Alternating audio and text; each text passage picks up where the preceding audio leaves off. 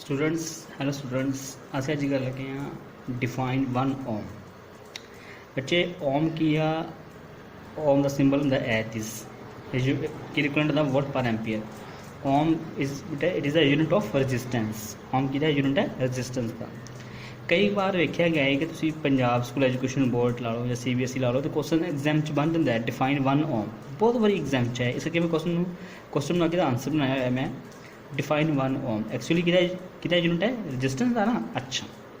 जे resistance का unit है it means according to definition फिर रजिस्टेंस के अकॉर्डिंग चलेंगे असी ये डेफिनेशन की चलेगी the resistance of a conductor is set to be one ohm उदों कहांगे कदों जदों वैन अ पोटेंशियल डिफरेंस जो पोटेंशियल डिफरेंस यानी कि वोल्टेज वो कितनी होगी 1 वोल्ट पोटेंशियल डिफरेंस तो होनी नहीं पर कितनी पोटेंशियल डिफरेंस बेटा होना नहीं वो कितना आएगा 1 मीनस देखो असी 1 ओम कर रहे हैं तो पोटेंशियल डिफरेंस 1 होएगा तो जै करंट जाएगा कितना जाएगा फिर 1 एम्पीयर देखो applied across its ends causes current होएगा तो current of 1 ampere to flow through it मैं बेटा रिपीट कर लगा जी the resistance of a conductor is set to be 1 ohm उदों कहांगे कदों when a potential difference of 1 volt जी 1 वोल्ट है वो अपलाइड की हुई है वोल्टेज नहीं अपलाई की है 1 वोल्ट अपलाई की है क्रॉस इट्स एंड्स कॉज से तो करंट फ्लो होएगा कि 1 ampere to flow through it I hope तुम डेफिनेशन समझ लगी 1 ओम मीनस वोल्ट पर एम्पीयर ठीक है बेटा तो एम्पीयर की होंगे क्यू इंटू ए यानी कि चार्ज इंटू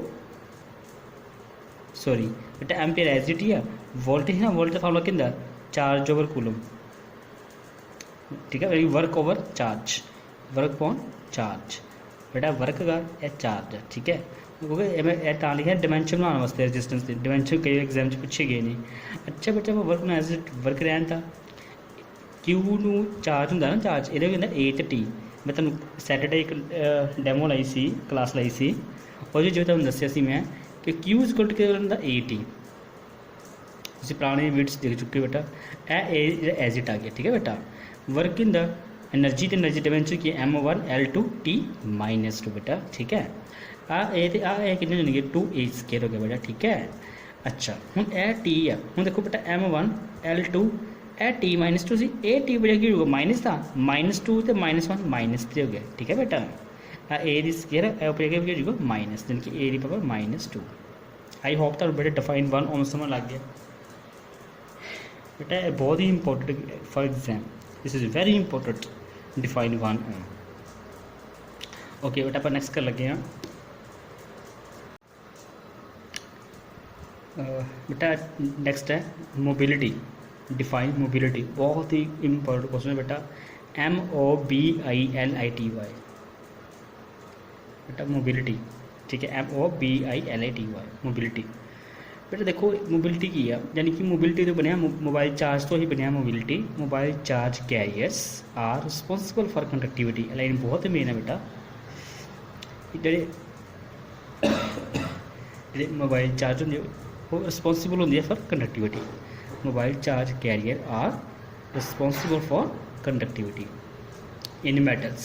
अच्छा हम देखो अलग अलग टाइप है मैटल है इलेक्ट्रोलाइट है सेमीकंडक्टर है जो मैटल्स की गल करा in metals electron are the charge carriers देखो मैटल्स कौन रिस्पोंसिबल होंगे इलैक्ट्रॉन रिस्पोंसिबल होंगे ना फिर electron are the charge carrier ठीक है बेटा तो इलैक्ट्रोलाइट की होंगे दोनों होंगे जी इन इलैक्ट्रोलाइट की गल करा both positive and negative ions are charge carriers ठीक है स्टूडेंट्स आई होप तुम समझ आ रही है कि देखो रिस्पोंसिबल कौन है फॉर कंडक्टिविटी वास्ते केड़ा चार्ज कैरियर रिस्पोंसिबल है मैटल हो इलैक्ट्रॉन्स इलैक्ट्रोलाइट हो both positive and negative ions ठीक है तो सेमीकंडक्टर हो conductor is partially by electrons and partially by holes semiconductor अपना चैप्टर भी है बेटा पढ़ांगे असी सेमीकंडक्टर हो फिर कंडक्शन जी होंगी कंडक्शन होनी जी कंडक्शन होना वो थोड़े जे इलैक्ट्रॉन्स करके थोड़ा जहा होल्स करके होंगे conduction is partially by electrons and partially by holes in semiconductors I hope तो थोड़ा कंसैप्ट समझ लगा मोबिलिटी अच्छा बट बुक्स डे डेफिनेशन होगा mobility is defined as the ratio कहना लो रेशो किस चीज़ की लेनी है बेटा ratio of magnitude of the drift velocity देखो स्टेप देखो रेशो की ना ड्रिफ्ट वेलोसिटी नीचे की है इलैक्ट्रिक फील्ड है ना। Mobility is defined as the ratio of the magnitude board बोल किया magnitude of drift velocity magnitude by drift velocity to the electric field strength. ठीक है हूँ जो मैग्नीट्यूड पाया ड्रिफ्ट वेलोसिटी है ना तो ड्रिफ्ट वेलोसिटी फार्मूला कि तुम पता मैं वैसे तो लिख देना एक्चुअली ड्रिफ्ट वेलोसिटी फार्मूला होता माइनस ई ठीक है minus E by M L and tau N है ना ड्रिफ्ट वेलोसिटी फार्मूला। एक मिनट आई होप पहले भी कर चुके जी। हाँ हाँ ई यू कैन सी ई भी वर्ड यूज़ कर सकते हैं एम बाई एल करना है ई गल हाँ ठीक है बेटा this is a formula of drift velocity जे ई नहीं यूज़ करना तो एम बाई एल भी कह सकते हैं V by L sorry okay हूँ ये इतने नैगेटिव साइन है पर इतने मैग्नीट्यूड है तो नैगेटिव साइन नहीं आएगा ए ई एज इट आ गया हूँ ए ई तो ए ई कैंसल ठीक है स्टूडेंट्स आ ई तो ए ई कैंसल म्यू अच्छा जी मोबिलिटी डिनोट कितना करते हैं म्यू नाल तो mu equal to e tau n by m आ गया ना ई कैंसल तो यूनिट की बन गई बेटा ये यूनिट दो यूनिट बहुत ही इंपोर्टेंट यूनिट ने यह देखो मैं सॉल्व भी किए हुए एक्चुअली तो ये यूनिट की एक्चुअली बेटा बहुत ही इंपोर्टेंट एग्जाम चाहते हैं सुन लो ए सी एम लिखिया सी एम से कूलोमीटर के बच्चे थे सी एम कूलम जो कूलोमीटर पर न्यूटन पर सेकेंड या फिर मीटर स्क्वायर पर वोट पर सेकेंड ठीक है this is a to unit of mobility के यूनिट पूछ लेंगे हैं सो बी केयरफुल ठीक है स्टूडेंट्स ओके नैक्सट बेटा थोड़ा आंदा फैक्टर्स दसने हैं factors upon which resistance depend and definition of specific resistivity okay यानी कि तुम यह चीज़ दसनी है स्टूडेंट्स कि जी रजिस्टेंस है कितने डिपेंड करती है रजिस्टेंस ठीक है देखो बेटा जी रजिस्टेंस है ना वो लेंथ पर डिपेंड करती है अच्छा तो रजिस्टेंस और कितने डिपेंड करती है एरिए ते रजिस्टेंस डिपेंड करती है टैंपरेचर से भी तो मटीरियल से भी चार फैक्टर्स से सिर्फ रजिस्टेंस डिपेंड करती है तो मैं बार बार गल करूँगा बेटा कि रजिस्टेंस एक लेंथ डिपेंड करती है रजिस्टेंस एरिए से डिपेंड करती है तो रजिस्टेंस नेचुरल मटीरियल थे एंड टैंपरेचर चार फैक्टर्स से डिपेंड करती है हाउ किस तरह करती है देखो स्टूडेंट्स मान लो एक कंडक्टर लिया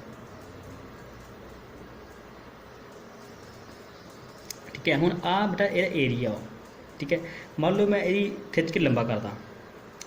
अच्छा जो लंबा कर दूंगा जिन्नी दी लेंथ बढ़ेगी तो रजिस्टेंस बढ़ेगी अगर का ए थोड़ा थिन हो जाएगा तो पतला हो जाएगा तो ये फिर रजिस्टेंस बढ़ जाएगी अच्छा जो मैं लंबा कर दाँगा तो एरिया घटेगा तो रजिस्टेंस बढ़ेगी ठीक है एरिया घटेगा तो रजिस्टेंस बढ़ेगी जो एरिया बढ़ेगा तो रजिस्टेंस घट जाएगी सो इट मीनस आप इनू रेसिप्रोकल तो इनू डायरेक्टली लिख रहे हैं ठीक है तो नेचर ऑफ मटीरियल भी आ जाता जो कंडक्टर लिया तो सिल्वर है गोल्ड है कॉपर है आयरन है कि चीज़ की तो टैंपरेचर भी देखो हूँ टैंपरेचर भी जो डिपेंड करता मटीरियल से जो मान लो गोल्ड है जो सिल्वर है जो कॉपर वास्ते टैंपरेचर ज़्यादा भी चल जाएगा और चीज़ मतलब गोल्ड छेती पिघल जाता है ना डिपेंड करता ना टैंपरेचर से उन्हें चीज़ें कंबाइन करता आर प्रपोर्शन एल बाय ए तो यह सारी हटाइए ना प्रपोर्शन का एक चीज़ आती है बेटा कॉन्सटेंट क्वांटिटी उन्हें कहते हैं रो एंड बोल से रो बोलते हैं जो rho is constant of proportionality and is called resistivity बेटा इन्होंने रजिस्टिविटी बोलते हैं या फिर स्पैसिफिक रजिस्टिविटी बोलते हैं पॉइंट भी नोट बेटा रजिस्टिविटी या स्पैसिफिक रजिस्टिविटी इतने टॉपिक खत्म हो जाता एक्चुअली रजिस्टेंस का बेटा ठीक है वो जी स्पैसिफिक रजिस्टिविटी खत्म हो गई तो जी स्पैसिफिक रजिस्टिविटी है ना इन्होंने तुम बना सकते हैं रो इतने रहन दो तो आर इन्हें मल्टीप्लाई कर दो एल नीचे ले जाओ रजिस्टिव का बेटा मैं इस तरह भी लिख सकते हैं ठीक है बेटा इतने मुक चीज़ का